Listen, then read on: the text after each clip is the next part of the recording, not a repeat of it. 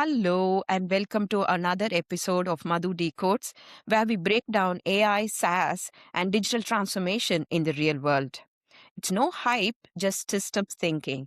Today, we are kicking off a special two-part mini-series from code to customers, where we explore what it really takes to build and scale a vertical AI product. In this first episode, we are driving into the architecture, engineering decisions behind an AI-powered SaaS product. Anyone can build an AI demo in a weekend. Very few can build it as a scalable AI product that actually enterprises can trust. Today, we are with Fabian Sabati, CTO of Mexty AI, to break down what it actually takes to build the vertical AI straight away. So, Mexty AI is an AI SaaS product. We are going to see how he's used his background in software engineering and AI systems to build this Mexty's product. He is leading the development of the platform using generative AI to transform how e-learning content is created, structured, and delivered. Welcome to the show, Fabian. Hi there, Madhu. So today, let's start with your story, right? I would like to hear your story. What problem is Mexty obsessed with solving? I guess really makes obsessed with one thing, which is collapsing the gap between an idea and a fully deployed interactive learning experience within your LMS. We believe that that should take minutes and not weeks or months. Okay, thank you. So I think before we talk tech, I would like to understand what was really broken in the e-learning space and why did we think Mix was needed? Wouldn't say broken, but I think the hard part was never about the learning. It was about the authoring, basically. So instructional designers were spending about 80% of their time fighting the tools, wrestling with PowerPoint, exporting to legacy LMS software, and then praying that their SCORM package would actually work in there. And so the content was almost secondary, because the design of the content was maybe secondary, just 20% of the time. And so we built Mexty because that loop was completely backwards, basically. The technology should disappear and the expertise should shine in there. Well said. I think technology sometimes puts people at a disadvantage. Sometimes the talent doesn't come out if technology and talent doesn't meet at equal. Exactly. Yeah. So do you think traditional authoring in LMS had some flaws? Do you think there were some elements that needed correction? I think this is what you were just expressing, is that sometimes it creates a false gate or a false blockage, in the sense that you have to be technical to produce something that looks professional, and that excludes teachers, subject matter experts, or even parents. So basically everyone who actually understands the learning need. And so they couldn't translate it into a deployable format. And so we're removing that gate entirely. Thank you so much. So let's now get deep into the technical aspects of Mexty. So from a CTO lens, what makes Mexty's AI fundamentally different from something like a ChatGPT to generate content? I think ChatGPT will give you text and Mexty gives you a deployable learning experience. And that distinction sounds simple, but engineering behind it is substantial. We're not just generating prose. In a way, we're generating structured, interactive content that respects instructional design principles and maps the content to learning objectives and outputs a valid SCORM package that actually works inside a Moodle, Canvas, Blackboard, any LMS really. And that full pipeline from prompt to LMS ready experience, this is where a technical differentiation lives. Okay.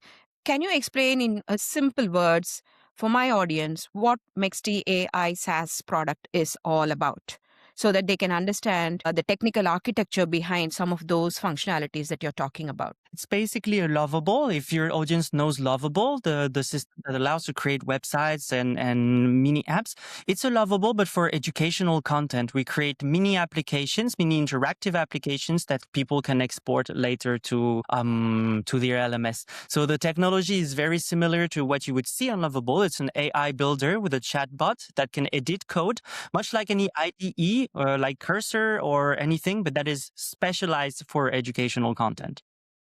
Okay, fair enough. So it's like a low code, no code platform. So anybody can get into the platform, anybody can build content that is going to be a little more sophisticated than what a chat GPT would do. So if I'm a parent, I can log into Mexty, like Lovable, I can give instructions to Mexty and Mexty would build something for me. And I have personally used Mexty, so I can tell you that as a parent, I've found it really useful. So when I log in, I can just go inside, pick all the modular content or tools that you already have to make whatever products I need. So, for an example, for my son, when I was designing his homework, all I needed to do was upload some of his class material and generate quiz for his practice at home. So he could practice the topics that he was learning with those simple quizzes. And I think now he's getting interested in generating gamified learning. So he wants to do games to learn his concepts. So I think his end of term test has a topic on sounds, and he was exploring how he can learn sounds with games, how he can change frequencies, what happens. So it was a visual game that Mixty was offering him to learn the concept and go through it in whatever depth he needs. So I think that is amazing to see how Mixty is capable of delivering right from a child to somebody old enough as me, and for a parent to any other customer out in the enterprise as well. So anything related to schools, corporate training, parents, teachers, trainers. So I think it's covering a vast area, and you explained it really well. It's very much like lovable, modular templates. Everything is available. It's just pick and choose what you want, and you can use it readily. Exactly. Well, thank you. Actually, that feels really good to hear that your son is using it and that yourself are using it. That's awesome. Thank you so much. Thank you. Thank you. And it is amazing. I should say it is amazing because that solves a bigger problem for a parent. When somebody is using the system, we can really see the value add. Some of his friends have also liked the quiz that he shared. So I think the only one comment he gave me was, Mommy, seems to be a little deep on the subject. Maybe I have to revise a little bit more. So that's good news. Okay, all right. Absolutely. Now let's get into the tech logic. Okay. How does your system handle instructional design logic? Is it gathering content or is it structured learning pathways? How does it handle? So this section is actually evolving currently, but already at the moment is structuring learning pathways. Basically, when a creator uploads a PDF or a PPT or types in a prompt, the system doesn't just extract the text and reformat it. Basically identify the conceptual load, the structure content, and put it into digestible learning blocks. And that means it will select the interaction types, the quizzes, the scenarios, the drag and drop if needed, and sequence them into a way that makes sense. And pretty soon, I'll be working on creating content that respects cognitive load theory. So for those who don't know, it's the idea that our brain works in a certain way. All right. It's the idea that our working memory has a limited capacity. So how you present the information directly affects how well people can learn it, basically. So good Okay. instructional design reduces unnecessary mental effort. So learners can focus their cognitive resources on what Okay. matters, basically, not just processing it.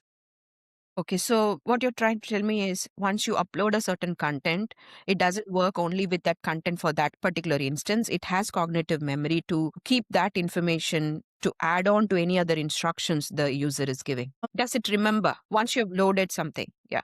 Yeah, yes, it will remember what you wrote. But what I was explaining is more in the way the content is designed. Basically, the way we learn should feel natural instead of trying to understand how the resource works, how to interact with it. That should feel natural. So we just focus on the content that is being taught, basically. Thank you so much for explaining that. How do you, so when you're using this, you probably also are using LLMs, teaching it, getting feedback loops, etc. So how do you ensure accuracy and reduce hallucinations in LLM? And how is the AI generating learning materials with these LLMs and the reductions and the disadvantages they may already have? So this is actually a problem that we had to deal with. I was actually just hallucinating content. And the most important thing that we've done to ground the generation is to basically ground the results in the creator's own material. So when somebody uploads a PDF or a PPT, the AI will work from that document. It's not just free associating or pulling from general knowledge. And so the content stays anchored in what the creator actually provided. And on top of that, we've built a guided prompt system that helps users give the AI precise context before generating and things, for example, like the audience level, the learning objective, the tone. And this usually dramatically tightens the output quality and dramatically tightens what the AI is going to produce. Fair enough. Fair enough. And that's good to know. I'm going to assume this is also going to help you in the context of security, data security, or GDPR regulations, for example. In what sense?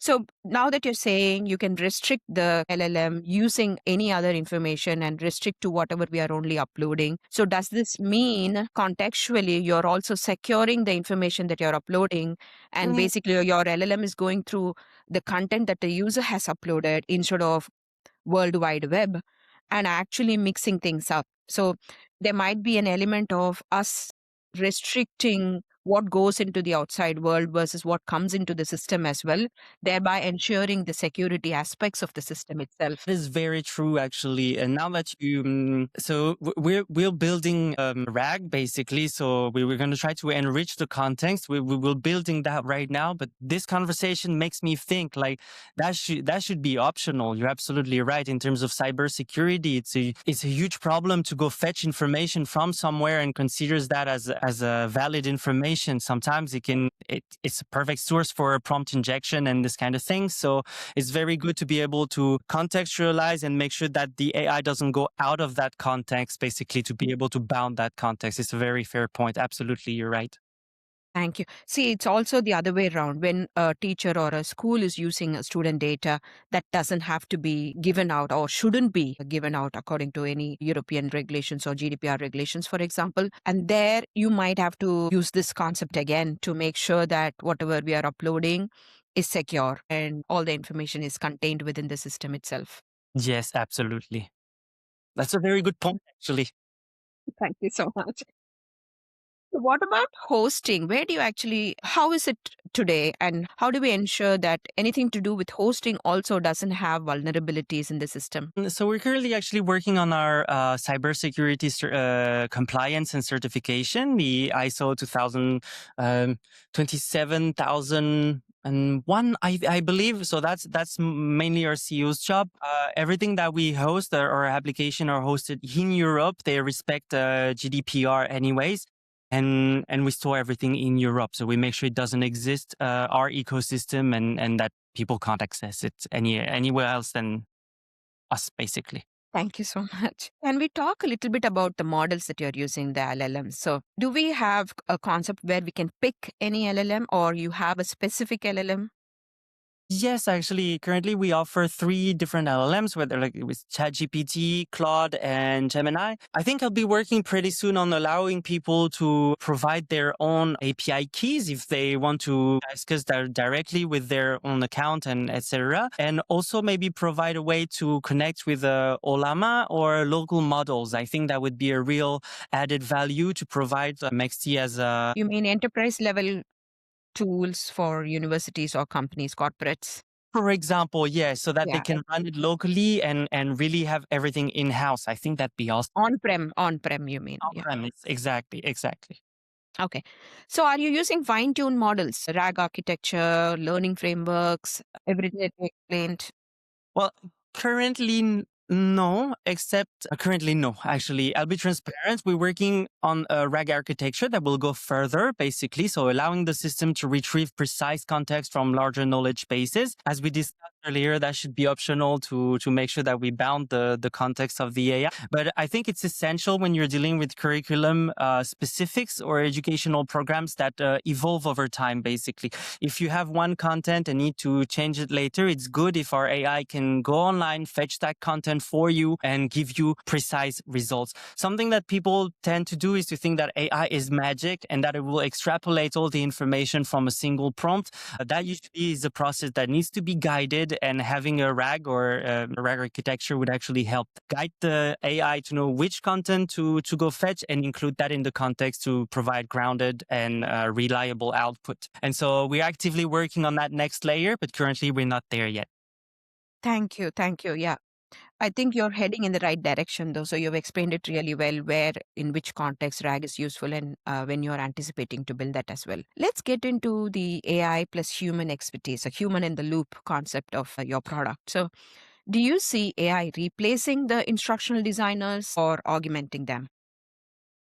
Not replacing, clearly, no, actually, but augmenting them clearly and changing the nature of their roles as well. Basically, all the formatting, the tool fighting, the building, the quiz logic, or generating variation, etc., all of that will disappear.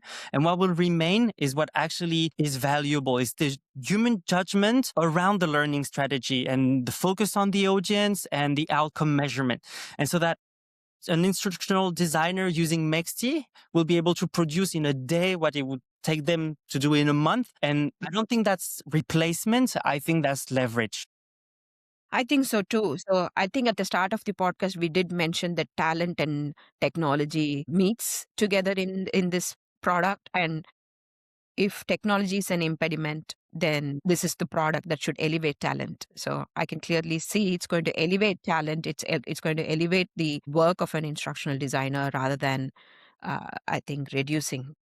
Absolutely. I've had people testing the platform and telling me what I like is that it respects my work. I'm the one thinking of the design. I'm the one thinking of the learning pathways. And the AI is just there to execute my vision. And this is what I think we should be doing. We shouldn't be replacing design learners. They're the one with the knowledge. They're the one with the human touch, which is just empower them. Thank you, thank you, thank you. Where do humans still operate or perform, and where do they actually outperform AI? Is there any context where they can also outperform? Yes, yes, yes, yes, 100%. So if you okay, think of a high school teacher who's been Mhm. working, for example, with the same grade for 8 months. Okay. But they know that one student, for example, will shut down the moment they feel put on the spot, or that another comes alive when the topic is about football or connects to football, and that the class as a whole, for example, will lose focus on a Friday afternoon, but will stay sharp on a Tuesday morning. Well, they design their lessons not just around the curriculum, but they design their lesson around those specific human beings. And no AI has that basically. Beyond the classroom dynamics, I think there's a deeper layer, which is designing the curriculum itself. This relates tightly to what a society needs is young people to understand about history, ethics, identity, and what it means to be human. And this is an inherently human act. And so it reflects our value, our collective memory, our vision for the future as well. And so that's not something that you can outsource to a model. And Yeah. the moment that you do, you've already lost something essential about what education is for. And I do believe that this is where humans will and will keep basically outperform AI in. Thank you so much. And I'm very happy to see the vision of AI SaaS product, the mixed AI that you're building, and the very strong intuitive nature that you have, that the human in loop is really important and the human actually can outperform bringing all the concepts together. I think you're right. No model can replace that. No model can replace a parent or an instructor or a teacher That, knowing their classroom as better as you explained. So I completely understand where you're learning from, and I respect the values this Mexty tool has brought in. Right, the values that you have, that you're trying to implement, and the strong words you've used when you said, "Oh no, it cannot replace." I'm happy to see how the AI product has ethically and morally lived up to the expectation of a human in the loop, and the value the human really adds. So thank you yeah. so much for respecting that. Thank you for your kind words, actually. Thank you. Thank you. Imagine I'm an enterprise. I can be a corporate, I can be a big university. So what part of my L&D team actually can change because of Next AI? I think it's your production pipeline basically will shrink significantly and your strategic capacity or the way you can design learning will expand. And so you stop needing a team of people whose primary skill is operating authoring tool, but you start needing people who can start thinking clearly basically of the learning outcomes, evaluate the AI output quality and connect trainings to maybe business performance or outcome measurements. And so what changes is the ratio from strategists to production workers in, for example, your L&D. But I think that's a good thing. Basically, you gain more brain power instead of Yes, getting people yes. with cute things. You get brain power out of it. Thank you. Well said. Actually, I think there is this other side to the same concept that you explained. When L&D team is actually being empowered, I think there are also going to be customers or end users or the students or whoever is learning themselves who are going to actually benefit from the outcome of all of these as well, right? The way they learn, they consume their learning methodology or the learning time and the output that they're going to generate after whatever they learn. I think that's going to be the end outcome, but this will be the starting point of the of the. All right, nice. Now, let's get into a little bit of marketing and strategy. I know you're leading the technology wing, but I think that it's also very important that the technology is having this feedback loop, right? So, I understand from Mexty's ways of working that you're constantly inviting your testers, you're constantly getting feedback loops in place, and you're designing your product based on those feedback elements. And I can see you have a vision, a framework, but you also respect progress over perfection, and you keep correcting your pathways, and you pivot to the right direction wherever needed. So I've seen, because I've participated in some of your testing as well. So today let's talk about that a little bit, because that's very important. How you're positioning your business, what your customer is expecting, and how that feeds back into the technology loop is something I would like to cover. So, who benefits more from Mexty today? Is it enterprises, organizations, individuals? I think our main paying clients will be freelance learning designers and maybe small learning designer studios. Basically, that's where we have the sharpest product market fit right now. And so these are the people that have a whole instructional design expertise, but none of the Mhm. production bandwidth. And so, for example, a freelancer can take 3 clients at once and can spend usually 2 weeks building a score module that matches each of them. Well, with Mexty, they're going to be compressing that in 2 hours maybe. And for Idem with small agencies, they can take on more clients, respond faster, deliver polished, deployable content. And so I believe those are our two main people who benefit from Mexty today. But as you said from the beginning, I believe that teachers and parents are also meaningful segments. Yeah, I think they're part of it as well, basically, because they have the learning knowledge, and they're the one who will create the valuable content for the kids because they know them. But currently, I know that our current clients are mainly learning designers. Thank you. Yeah, I think that's what you're positioning your Mixty tool as well, right? You're positioning it for a broader spectrum of customers, and I think enterprise agencies and universities are at an and positioning that product in that level also gives you expertise to then to be passed on to people who don't really have the instructional capacity, where they can rely on AI SaaS to give them those instructional knowledge and capacity, like you just mentioned. It could be educators or parents as well. Yes, yes, yes. Absolutely. You're completely right. Thank you. Is your biggest competitor traditional LLMs, do you think so? Or are they AI content generators? Like, should we compare it with LLM like ChatGPTs or like Canvas of the world? I don't think neither of them, honestly, because I think the real competition is habits. People continue using basically PowerPoint and manual processes because switching feels like a risk to them. Uh-huh. And legacy authoring tools, they're most of the time too complex or too slow to be a real competitive threat at our speed. And the pure AI content generators currently, they lack the export capacities in the way that we offer them. They give you the content, but it's not really LMS ready reliably. And so we sit basically at the intersection of Mhm. those two, I will say, failure modes. We try to solve both, but I don't think we have competitors in the sense of people doing exactly the same thing that we do currently. We sit at a very specific intersection, and Thank you. Thank you. And I think your content generation tools are also a bit wide. It's wider than what the market currently has, because some content generators today generate videos, audios, PPTs. Some do gamified concepts or mind maps. And I think what you are doing is a little bit more than some of those tools individually can deliver, I feel. yeah. Maybe some of our biggest competitors could be Genially, I believe. Like those are they're like we sit in a similar market, but as you said, we're much broader. You can create anything that Genially proposes and Mhm. much more, actually. So these would be our main competitors and the main competitor type. Thank you. Now, with your expertise, with your knowledge of all your tools and other tools that are out in the market, what does the e learning industry look like? for example, in the next 3 years? What happens because of AI for this learning journey? I think creating content is going to become dramatically cheaper and faster. Mhm. And it's going to kind of force a quality war in a way. And when everybody can create content quickly, basically the differentiator becomes how well that content actually works. And does it, for example, change behavior or improve performance? Does it stick with the people?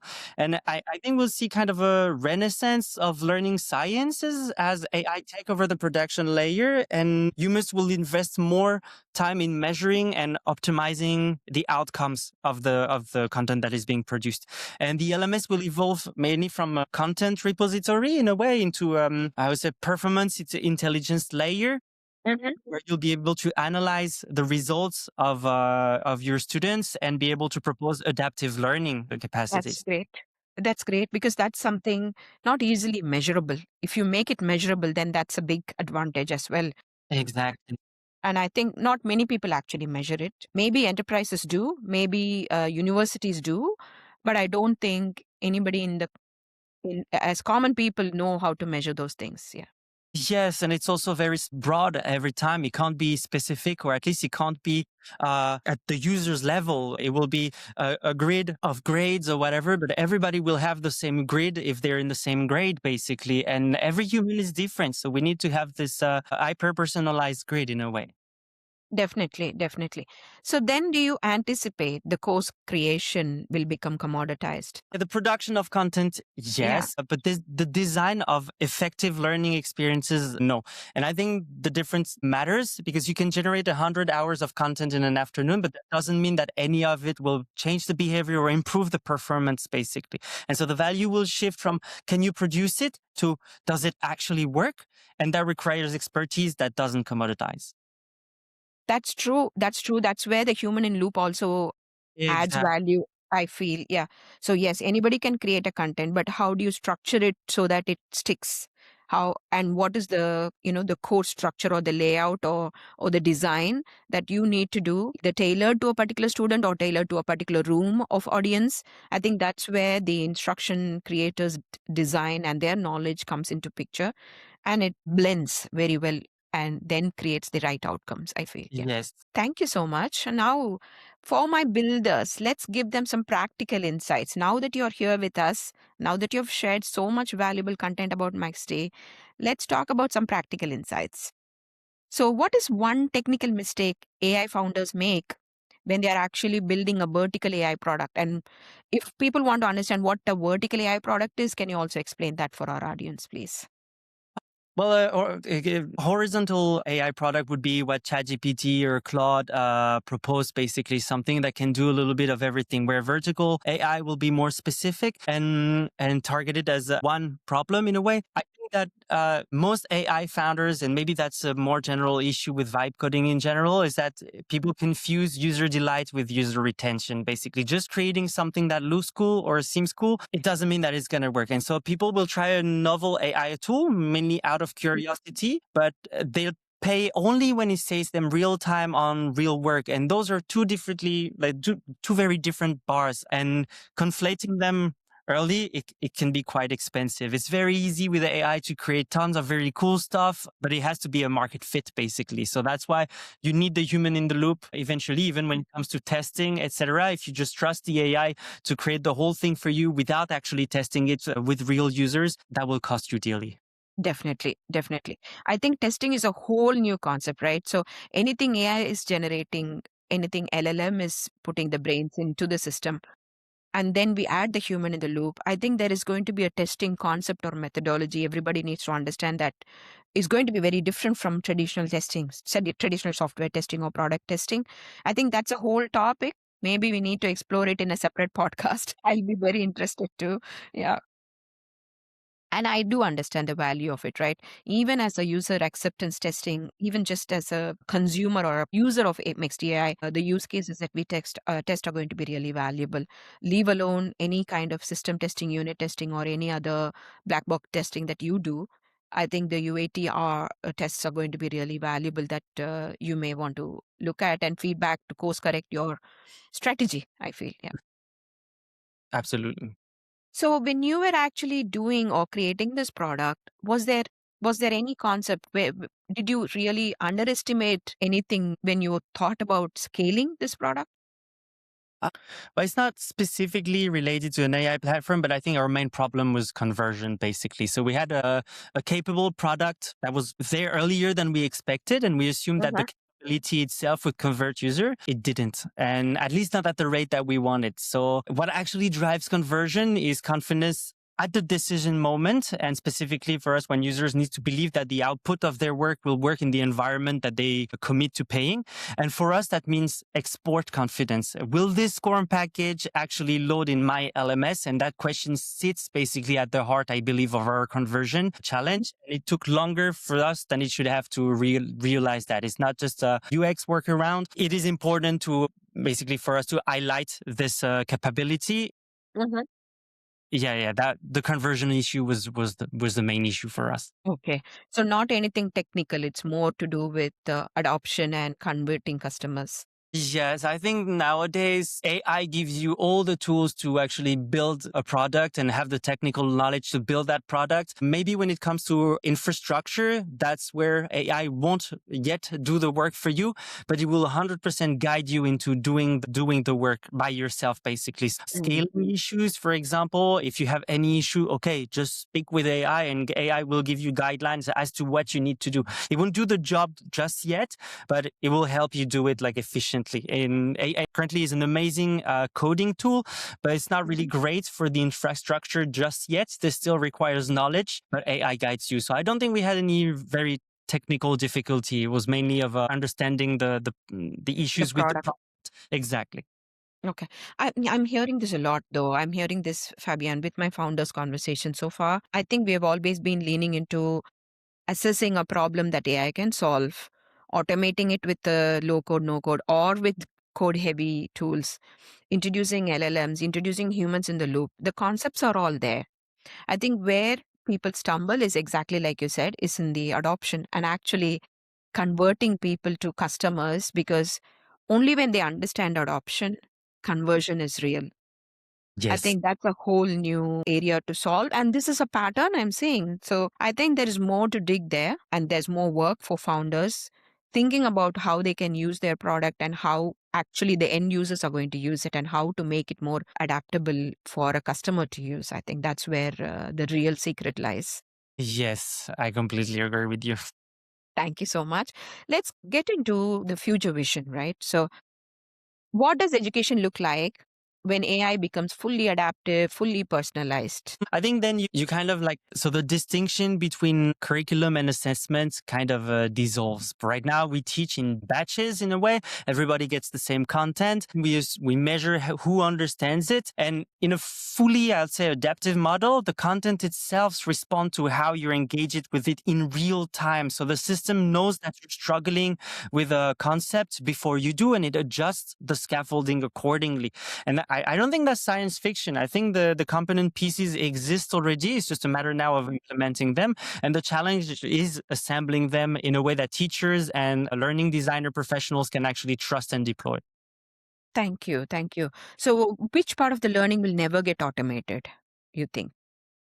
I think that is okay. If you think about Dead Poet Society, you know what changed the students wasn't the curriculum, it wasn't the poems, it was Keating, basically a human being who saw them, who believed in them, and created a space where they felt safe enough to become more than they thought they were. That moment where a student stands on the desk for the first time, that doesn't come from a well-designed module. You know, it comes from human presence, and people need people. Biology responds to biology, and we can automate the content layer completely. And I think we will. But the moment a genuine connection of being truly seen and supported by another human being, now that's irreplaceable. You know, it's not a gap in the Definitely. technology. It's a Yeah. feature of human being, of being human, and nothing will ever replace that or automate that. Thank you. Thank you. I'm glad you said that nothing can replace a warm hug when you're dull.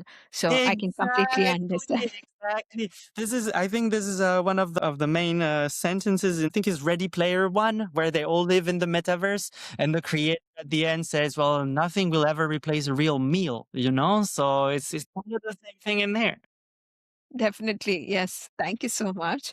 Let's get into a fun part, some rapid fire. Can you tell me one AI tool you use every day? Yeah, I use Cursor every day. Really, that is Okay. my idea. This is my IDE, the main IDE. I do use Cloud Code from time to time, M Code as well. So any TUI or terminal based UI, but mainly Cursor. Yeah. Thank you. What do you think is the biggest AI myth? I think is that AI does magic, and I don't think it's true. I think AI needs good context to create good content, and if you're too general, it's not going to create the adapted content for you. Thank you. Thank you. Do you have a book that you recommend every CTO should read? As a matter of fact, I don't really read books anymore, so I would just say Dune. Like dream a little bit, dream a I little think bit. well said. Dream a little bit. That's good. Exactly, I think that's exactly. good. Build fast, build right. What's your motto? I think they should go in pair, basically. You can build fast enough so that you learn what right actually means. And right is a moving target defined by Yeah. the users and not by the engineers. So building right to ship, watch, adjust, iterate, basically. Thank you so much. People always say progress over perfection. I think what you've just said is progress leading into perfection, progress towards perfection. I think that's Exactly. best. Yeah. Yes. Okay. Thank you. Thank you. It was a very nice conversation today with you, Fabian. We learned a lot. Of course, my audience are also going to benefit from all of these conversations. And as I said, I think we do have separate topics to explore. AI adoption, AI testing, AI use cases. I think we can keep talking. There's more to explore, but thank you so much for spending your valuable time with us. Oh, thank you for inviting me, Madhu. That was really nice. Actually, I did learn a lot preparing this interview. So thank you so much. Thank you, Fabian. Thank you. Until next time, see you. See you then.